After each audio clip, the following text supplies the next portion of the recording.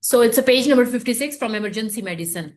So psychiatric emergency is approach to the common psychiatric presentation. So usually the suicidal case, schizophrenia, acute mania. These are the three cases that can present in an emergency. And then you need to know the emergency treatment for them. So then the restrictions, then the confinements, all of that you have to remember those names. How are you going to start with? Basically starting with safety, asking the questions about the suicidability. Has it ever done before? So mainly the history point of view is more important in the NACOSCI.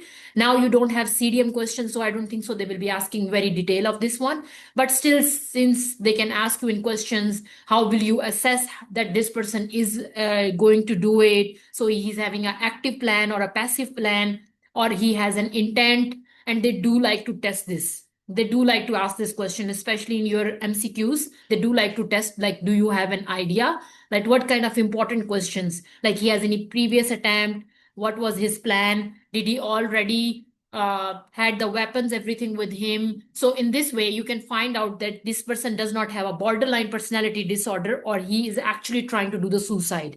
Especially in females, the borderline personality disorder, it's very common that they do try to attempt some sort of self-harm. So suicidal ideation, intent, plan, lethal means, past attempts, protective factors. Then assess the suicidality, homicidal ideation, like homicidal. Then comes the assess to the weapon. So victim, history of violence is basically if there is medication, then assess to the medication, especially in the young people who are living with female, or sorry, not female, who are living with old people having amitriptyline. TCAs are very, very common. So if some patient presents with TCAs, I'm telling you one of the MCQs, I think it's an MCC practice test. TCA drugs. So, like it is got assessed from his grandma or grandfather that he was taking it and then he misused it and now he presented in an emergency. So you can see from there. Driving and children, like they will like to ask you which drug he took. Like he was living with his grandma, grandma has been using some antidepressant or some sleeping pill, and now like he's having those all the side effects of that pill.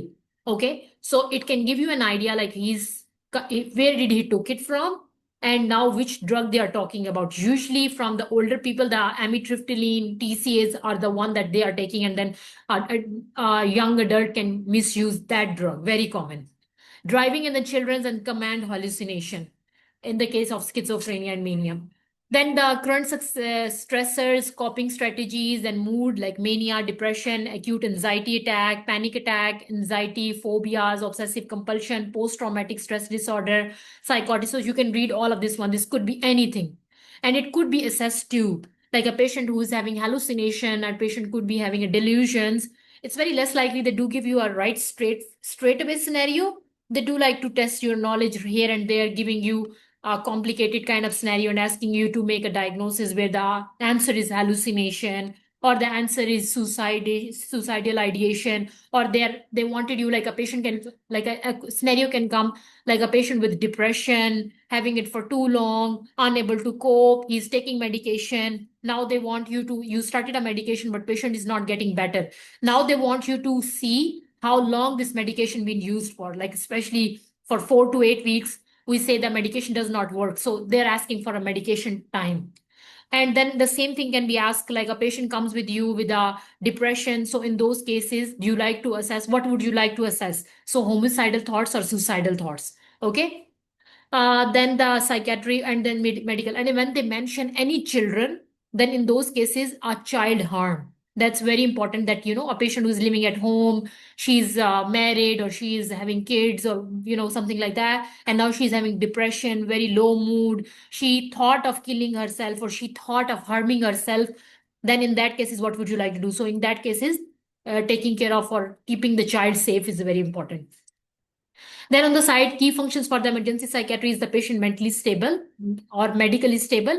Rule out the medical cause, psychiatric issues. Then any safety measures. That's why I said homicidal and suicidal ideation. If you are not 100% sure, it's not good that you discharge this patient. You have to keep this patient. Is patient certified? Must demonstrate that past or present test has been done, like the MOCA, MMSC mental test. Okay. Usually the one that's done on regular basis, the mocha one, because it's like a 2 minutes test and do it right away. But then if they ask for a elaborative one, then MMSC is something that you can go for. Psychiatric reviews of the symptoms, then which one? MOBS, like moods, any organic means like any drugs, anxiety, psychosis, and safety. Then physical examination, checking for everything, head to toe examination. Then the mental status disorder, where you're checking for the appearance, behavior, cooperation, speech, mood, and effect. Coming to investigation, always keep that you have to rule out the organic causes like electrolyte, hypoglycemia, toxicology. Don't always think of psychiatry. In psychiatry, always rule out psychosis, like, sorry, organic causes first, then go for something when you don't find out anything there. Then you can always think of electrolytes, like as I said, then pregnancy test is very common, even in psychiatry. Then psychiatric medications, if he's taking any medication, did he overuse it? Or anyone around him who has like seizures, and he took the medication from there and misused it. Acute psychosis, you can think which one are the most important: schizophrenia, delirium, CNS, renal, thyroid, like myxedema, coma, and all that can present with this one. Then how is the management? The main important is the management. So we will just do mainly this one, the violence prevention. So if you can go for this treatment, I think you will be good enough for most of the treatment for the psychiatry, but we will do the psychiatry medications. Violence prevention remains calm, empathic, and then reassuring. This is your behavior. You have to stay calm, you have to be empathic, and then you have to be reassuring. This can be asked in a scenario by giving, if a patient is being violent, he's throwing things and whatever, what would you do? So in that case, they can give you an MCQs, be like, what would you do? So in that cases, they might be looking for an empathic word. So you have to see which one you have to do. Calm, empathic, and then reassuring. Then ensure the safety of the staff and the patients, have extra staff or the security on hand, demonstrating the escalating action or the overt violent behavior. So physical restraints. First thing first, always go for the chemical restraints, but if not possible, then we can always go for physical restraints. Treat agitation by offering the medication. If the patient accept it, then definitely we can go for that one, as opposed to administering with the force. So it's better to offer, not, if you try to be violent, or if you try to do the physical restraint first, patient will get even more aggressive. So in that case, is try to be calm, engage, try to talk, try to offer, and go for chemical restraint first, then go for physical. So if you have an MCQs where you have to make a choice, then I would suggest go for chemical, but it varies with the MCQs too. So they can give you a question where they says patient is getting more aggressive and not letting you to touch him, or not listening to you. In that cases, you cannot even offer the chemical restraint because you already tried. That's why they said that patient is not listening to you. So in that cases, you can go for physical restraints. What are those ones? Benzodiazepines and olanzapine for the antipsychotics. Then treat underlying medications, and then depending on the psychiatry. In the psychiatry is basically like in emergency, what we do is basically, if the patient is being so aggressive, we keep them in one room separately. And like after giving the chemical restraint, they stay there. There is an emergency, the security outside to keep him. And then the crisis intervention team, we do contact them and they come and take the patient. So that's how it works. So just to give an idea about this one, crisis intervention team concerned. Then comes the suicide. Suicide is more common in the, like, attempt is more common in female, but actually completed by male. So think of that one. How you are going to do the management? The management is main important. So ensure the patient's safety. Those are observation, like you have to make sure the patient is medically stable.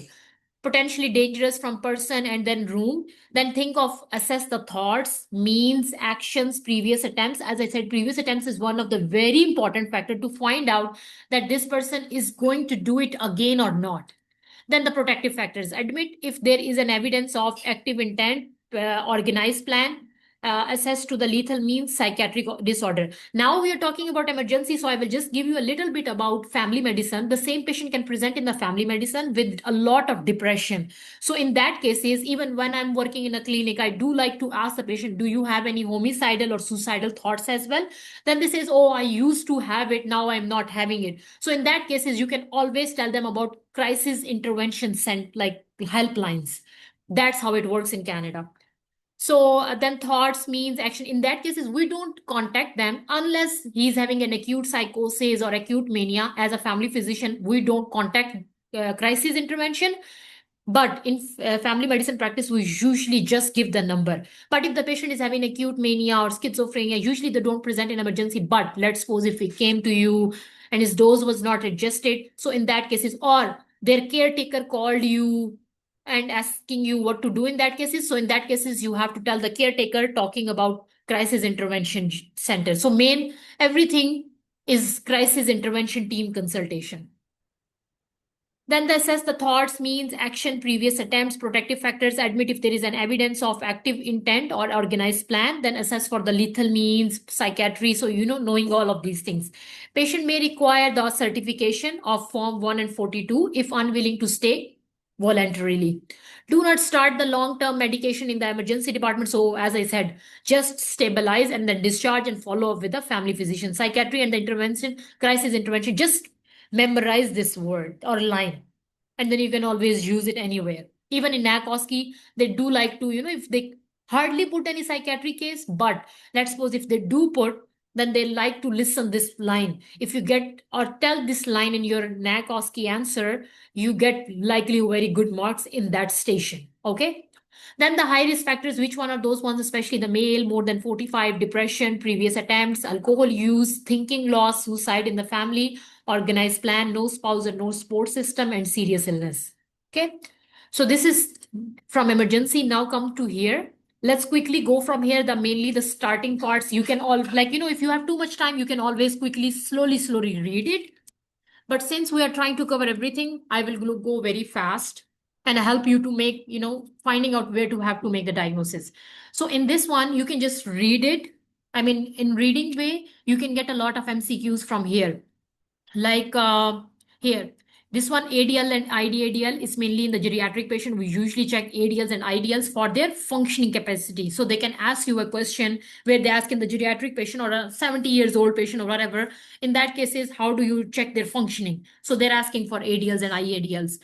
Then comes the prior episode. So in that cases, if there is a present illness, always think about the previous ones and always discuss about this one. And if possible, if the patient is not like in an acute mania phase or in the when he's not cooperative, so in that cases always talk to their family, like a family therapy. Always talk to their caregiver, always educate them what is going on. So this is one of the things that it's very good to involve their family if they are willing. Then screening questions for the major psychiatric disorder, if they're feeling down, depressed, hopeless, anxious, worry. Have there been a time in your life when you were too high and then too low? So like mania and those ones. Do you see or hear things like delusions and hallucinations and ever thought of harming yourself, like homicidal and suicidal thoughts? If you are missing anything, then at least think of the harming yourself is very important. And when it says that I do have suicidal thoughts or homicidal thoughts, then the next question or your question should be, have you ever thought of harming other people? Okay. First, you do ask about self harm. Once you are done with your self harm, then you have to always thought about other people. Like thought about other people mean like harming other people, like in children or older people. So in that cases. Then past psychiatric, what could be the problem? Like if he has any hospitalization, because in the suicide cases, that can also help you with the previous attempts.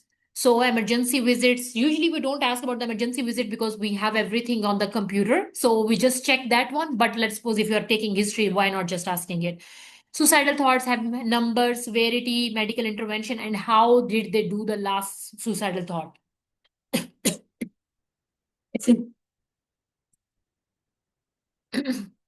Then the substance use is important as well. Why? Because they might be doing a suicide in the in the drug abuse. So think of it like mainly the homeless, homeless people, indigenous people, refugees. You have to think of these three. In these three people, you have to keep that your in your back of your head. Like if these words are being used, so in that you have to ask about the drugs, have to ask about the gambling and everything associated with it. So SAD, these things works together. Smoking, alcohol, drugs. It's like a sad. Okay. So in these people, you have to always assess about smoking, alcohol, and drugs. Then it's like, you can go into detail of the history abuse.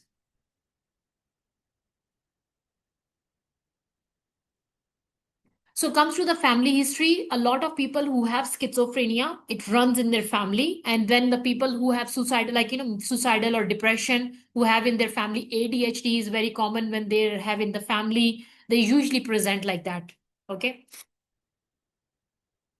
Then you can read all of this one, mainly the, if the couple is coming together and you feel like if a patient is having too much bruise on the body and it's unlikely with anything, so you can always think of physical or sexual abuse. Now coming to this part here, why? Because they do like to ask about the mental status examination, how you would like to do. So usually we go for MOCA, as I already discussed. Then we can go for MMSC as well.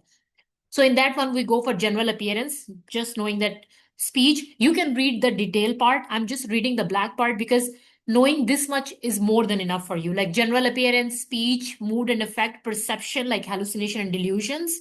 Then comes to the thought, and then thought content, insight and judgment and cognition. Now, what is important here? The main important thing is this one here, the delusions.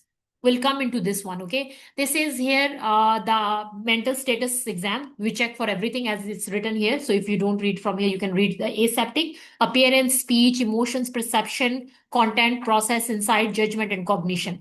MSC is a analog to the physical examination where you're checking the current signs, affect the behavior and cognition. So there is a poor correlation between the clinical impression of suicidal risk and that time. So as I said, borderline personality people are there too. So you have to think of those ones too. Then comes the cognitive assessment, use of MMSC to assess. How are you going to check in the MMSC? So MSC is different. MMSC is the test. Okay. So it's orientation, memory, attention and concentration, language and spatial ability. So in that basis, we have a paper where we tick mark all of that one. You just need to know what are the things that we check. Okay. The key point to differentiation between the obsession and delusion is that obsession are usually ego-dystonic, which unwanted and not fitting in with the personal goals and then self-imaging. Then delusions are ego-syntonic. So they don't have to keep on doing it or like obsessive with something. Then comes the delusion. You need to know, like just knowing delusion is not enough. What type of delusion? Okay. So it's very like if this table is very, very important, especially this one. Okay. So it's very important. There are more of these ones too. And you can always go to Google and search for the type of delusions. And if you can read more of that one. Okay. Because I think here in the Toronto notes, it's little bit less as compared to what they ask in the exam. The delusions, the persecutory belief that others are trying to cause harm to you. References is basically where you think ordinary regular events is interpreting as having direct reference to you.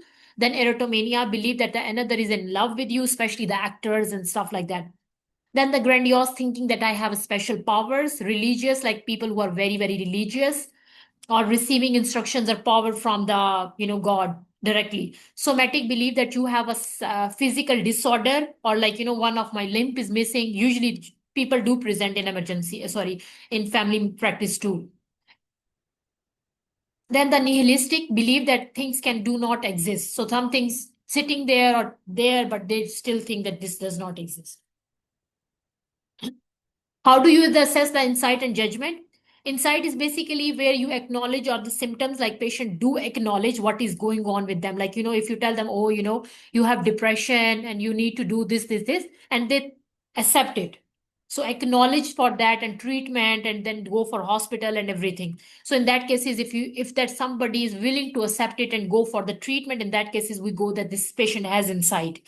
And then judgment patient is like know that when they come to you, oh, I am having depression, or like he knows in the cold weather what kind of clothes I have to wear, how do he's acting in front of everyone. Like in the family practice, there is a lot of people who present with uh, winter clothes in summertime. So in that time we do get that this person does not have any judgment. uh, Then the assessment and the plan, then you can think of this one. Okay, just read this one. Always rule out substance use and the other medical causes before considering the psychiatric causes, as we already discussed. Then comes the suicide. Suicide, in the suicide, how you approach, that's very important. You have to be very calm, empathic, and then open to listen everything. They might take a lot of your time, but you still have to, listen them and be calm and empathic. That's what they're looking for. Ask every patient, have you ever, especially in the NACOSKI, they don't let you talk. Okay, have you had any thoughts of wanting to harm or kill yourself? So, homicidal, suicidal, starting with that one. Then passive ideation, death wish, active plan, active ideation, then assess. Then you just read this one. What is plan? What is intent? Have you thought of carrying it out? What is your plan? What is your past attempts? How did you do it? What were you doing at that time? They do open up very easily. You just have to ask and they do open up everything. Then comes the suicidal ideation, onset and frequency of thoughts, control over suicidal ideation, intent on, then the intended lethality, access to means, time and place, proactive, protective factors. So it's very important to assess their protective factors, what keeps you alive. Final arrangement, practice the suicide or aborted attempts. Ambivalent, if I wonder, there is a part of you that you feel like, you don't want to live. Determine the level of risk and always be empathetic, be apologetic. And then when you feel like encouragement, you need to give the encouragement. Be like, oh, I tried to do the suicide, but I thought of my pet and I don't want to do it. Then you have to say, oh, it's a very good idea that you did it. I really appreciate that you chose to come here and I'm willing to help you. So you give him a little bit of encouragement while although you were talking that one. So that's how it shows that your communication skills is very, very good. So you have to be, very tricky with your words, although you're talking to that patient. This is also being tested in your interviews, in your NACOSKI, in your QE1. This is all about how they want you to write down the exam. Suicidal ideation, asking patients about suicide will not give them the idea or the incentive. So don't think that you are telling them, oh, did you get the knife and slit yourself, will give them an idea. So like, don't be very like, into that you have to tell them, be like, oh, what did you do? What did you thought of? How did you reach to the knife? Like, what were you thinking at that time? So it will not give them idea that they can do it again. The best predictor of the completely suicide is history of attempt and the most psychiatric disorder completed with a complete suicide. Then all this sad person. So always think of this one. This will help you to make the diagnosis of depression and leading towards a suicide. Then assessment of the suicide, then it's mainly in the male. White people are more prone to this, less than 20, less between 15 to 24, like adolescent age. In those cases, it's very common. Then the psychiatric disorders, what could be there? The panic, mania, anxiety. Okay. So in this one, the hopeless, anhedonia, like not feeling good, insomnia, anxiety, impaired concentration, and psychomotor agitation. Then comes the management. We already discussed the very brief management, but let's do a little bit quickly from here. So proper documentation is very, very important. How did you receive the patient? Where did you, where was the injury? How was the injury? And what was the condition of the patient? So then comes to the high risk patient. Hospitalization should be very important. In that cases, we go for form 1 and form 30. So form 1 is an involuntary admission. So think of this one too, okay? And then 30 to notify to the admission. For the lower risk patient is basically discuss the proactive factors, tell them if you feel like doing it or they need to take the medication, go to the family medicine and follow up there. If in very severe cases, they do follow the psychiatrist in the emergency department too. No harm themselves, avoid alcohol, follow up with your designated time, and then healthcare worker call a crisis line. So always talk about the crisis unit as we already discussed, okay? Patient with a depression needs to be hospitalized, needs to be think of psychosis, mania. Think of these 4 or 5 conditions you have to hospitalize the patient and provide them good support. In the patient of alcohol, there is an alcohol withdrawal programs like 12 steps withdrawal program where they keep them for 12 good months to help them to withdraw from alcohol. Substance related, so there are many programs that help with that. And then personality in the crisis, always think of crisis intervention. Then schizophrenia, hospitalization and crisis intervention, parasuicidal, then go for psychotherapies. Then comes this part. If you remember this one, it will be good enough for your psychosis. If it's less than 1 month, it's a brief psychotic disorder. If it's 1 to 6 months, this is a schizophrenic disorder. Then more than 6 months is basically schizophrenia. Then differential diagnosis of psychosis is basically having all of that one. Then mood disorder, personality disorder, general medical disorder, substance induced psychosis. So it could be anything. And we already discussed the psychosis. The timeline is very, very important. The timeline is actually given in the scenario and it will help you with anything. Okay. So, a patient is having hallucination or delusions, and you got to the level where you figured it out that this is psychosis. Now, how to figure out which psychosis? More than less than 1 month is like brief one. 1 to 6 months is basically schizophrenic form. Then comes more than 6 is schizophrenia. Then more than 1 month, they wouldn't say that like how do you difference between the schizophrenia form and schizoaffective form?